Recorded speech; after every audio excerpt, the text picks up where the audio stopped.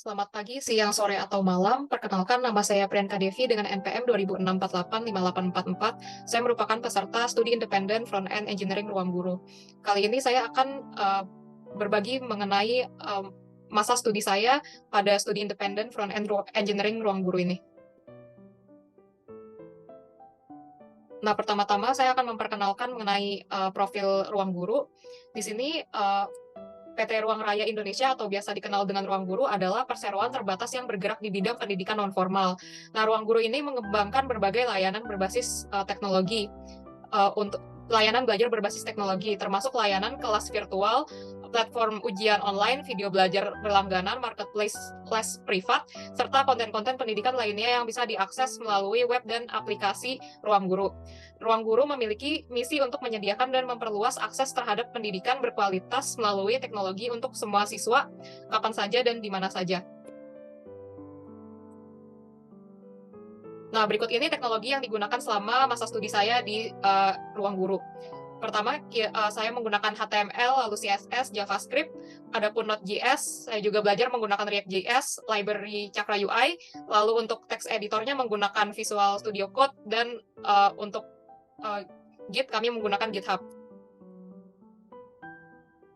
Nah, apa sih yang sudah saya pelajari selama di studi independen ini? Saya akan menjelaskan mengenai progres dan hasilnya. Untuk modul yang sudah dipelajari, ada materi general competence pada minggu pertama dengan submateri meliputi thinking skills, project management tech, communication, dan presentation. Lalu selanjutnya ada materi software engineering dengan submateri introduction to software engineering. Lalu ada terminal menggunakan Windows, WSL, dan Linux. Lalu ada version control, IDE, atau code editor. Selanjutnya mempelajari tentang network dan algoritma. Lalu materi selanjutnya mempelajari mengenai pemrograman front-end dasar dengan JavaScript. Submaterinya meliputi Node.js, primitive data type, dan gradder. Lalu ada pun conditional dan primitive data type, iteration dan nested loop, ES6, function, modular function, array dan array multidimensional, dan modules in JavaScript. Selanjutnya diikuti dengan pemrograman front-end lanjutan dengan JavaScript, dengan submaterinya yaitu Object Oriented Programming, mempelajari pilar-pilar OOP, lalu ada pun asynchronous JavaScript, dan juga REST API. Materi selanjutnya adalah Basic Front-End Development. Submaterinya meliputi pemahaman mengenai penulisan HTML dan menggunakan CSS dalam web development dasar, serta memahami bagaimana aplikasi website berjalan dan ditampilkan dari sisi klien. Selanjutnya mempelajari tentang dasar pemrograman front-end dengan React.js. Submaterinya meliputi memahami fundamental library React.js yang meliputi JSX, komponen, prop, state, lifecycle, handling event, dan menggunakan React.js untuk membuat single page applications. Dan materi yang terakhir yaitu pemrograman front-end dengan React lanjutan yang meliputi pemahaman mengenai penerapan state management pada React.js menggunakan Redux, serta mempelajari penggunaan library Cakra UI. Lalu submateri yang terakhir adalah memahami cara deployment aplikasi React.js yang sudah dibuat sehingga bisa diakses online dengan menggunakan layanan Netlify atau Vercel atau GitHub Page, dan juga menggunakan Firebase. Lalu untuk progresnya berikut adalah jadwal yang biasa saya lakukan. Jadi selama proses pembelajaran ada sesi sinkronus dan juga asinkronus. Untuk sesi sinkronusnya adalah weekly mentoring class, di mana sesi sinkronus yaitu per minggu, 1 kali per minggu melalui Google Meet, dan juga asinkronus yaitu masing-masing peserta membaca atau menonton materi yang diberikan melalui learning management system yang disediakan oleh Ruang Guru yang meliputi Neurons, lalu ada learning management system Camp Ruang Guru, lalu ada pun untuk exercise-nya menggunakan Dendrit. Lalu sebelum dimulainya materi itu, kami sebagai peserta biasa melakukan pretest yang dilakukan 1 kali per materi.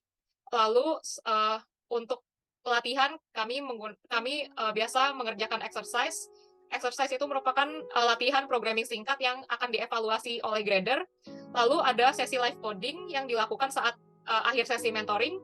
Selanjutnya ada assignments pada beberapa submateri. Lalu assignments ini merupakan tugas yang mewakili beberapa submateri yang digabung. Lalu ada pun post test, yaitu dilakukan 1 kali per materi di akhir materi untuk melihat peningkatan pengetahuan dari sejak pretest dilakukan. Lalu yang terakhir pada setiap materinya ada final project. Itu dilakukan setelah melakukan post test. Final project ini merupakan tugas pemrograman yang mewakili keseluruhan materi yang dipelajari. Lalu yang terakhir adalah laporan belajar mingguan di website Kampus Merdeka. Berikut adalah hasil pembelajaran saya. Untuk keseluruhan indeks nilai saya mendapatkan A, lalu untuk indeks prestasi kumulatifnya saya mendapatkan 4. Selanjutnya, apakah ada relevansi dengan mata kuliah di Fasilkom UI? Nah, relevansi mata kuliahnya meliputi dasar-dasar pemrograman 1 dan 2 yang meliputi kita mempelajari dasar pemrograman seperti OOP, Conditional Primitive Data Type, dengan bahasa yang berbeda, yaitu menggunakan JavaScript. Lalu memiliki relevansi juga dengan PBP, karena memiliki kemiripan sama-sama mengembangkan web application dengan pembelajaran ruang guru yang lebih berfokus menggunakan JavaScript dibandingkan saat PBP. Lalu ada pun sistem interaksi, walaupun kita tidak melakukan desain seperti saat mempelajari Sister, namun di front end kita merealisasikan desain yang sudah ada atau sudah dibuat.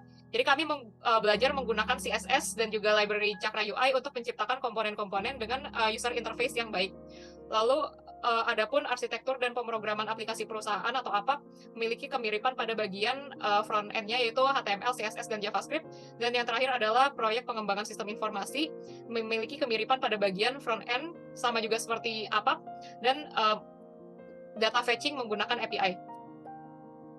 Apa lesson learned selama mengikuti studi independen di ruang guru? Lesson learn-nya, saya meningkatkan manajemen waktu dengan jadwal di luar Fasilkom, lalu meningkatkan critical thinking, management skill, dan communication skill, lalu mempelajari lebih dalam JavaScript dengan pembelajaran yang lebih terarah, lalu mempelajari lebih dalam terkait asinkronus JavaScript dan REST API, memahami bagaimana cara menggunakan library React.js serta manfaatnya, terutama pembuatan komponen, cara menggunakan state dan props, dan event handling, lalu memahami secara singkat bagaimana membuat code lebih efisien menggunakan Redux sebagai state management, lalu belajar bagaimana menggunakan komponen library Cakra UI untuk mempermudah styling tanpa harus mengkustomisasi CSS secara manual, lalu memahami cara continuous deployment menggunakan Netlify dan Firebase yang terintegrasi dengan repository GitHub. Lalu saran untuk mitra. Berikut ini saran untuk mitra. Jadi ruang guru menurut saya ruang guru untuk dapat mengadakan program soft skill secara rutin, terutama untuk kemampuan berbahasa Inggris, karena tidak bisa dipungkiri di era global seperti sekarang ini, kemampuan berbahasa Inggris menjadi hal yang relevan untuk dimiliki. Hal ini juga berlaku untuk front end dan back end developer. Lalu ruang guru dapat lebih mendorong pesertanya untuk melakukan showcase kegiatan pembelajaran yang sudah dilakukan di ruang guru, seperti membagikan pengalaman belajar suatu materi ke LinkedIn dan mengunggah sertifikat yang sudah didapatkan. Selain membantu peserta untuk melakukan branding, kegiatan ini juga dapat membantu ruang guru untuk lebih dikenal oleh masyarakat. Selanjutnya adalah sistem penilaian tugas sebaiknya tidak dilakukan hanya melalui grader, karena menyesuaikan kode program dengan tes dari grader merupakan hal yang sangat menyulitkan bagi saya selama proses pembelajaran, karena kode sering berjalan sesuai dengan ketentuan soal, namun ternyata penulisan kode tidak sesuai dengan ketentuan yang diinginkan oleh grader. Selanjutnya, ruang guru untuk dapat membuat final project yang dikerjakan secara berkelompok untuk melatih peserta untuk dapat bekerja sama dengan peserta lain. Nah, untuk saran untuk peserta sebaiknya mencicil assignment dan final project dari hari-hari sebelumnya agar dapat segera bertanya jika mengalami kendala. Lalu peserta sebaiknya lebih aktif aktif di kelas, baik itu bertanya ataupun mengikuti saat sesi live coding oleh mentor saat menggunakan Replit. Terima kasih sudah menyaksikan video presentasi saya. Semoga pembelajaran saya di ruang guru ini dapat bermanfaat bagi kita semua.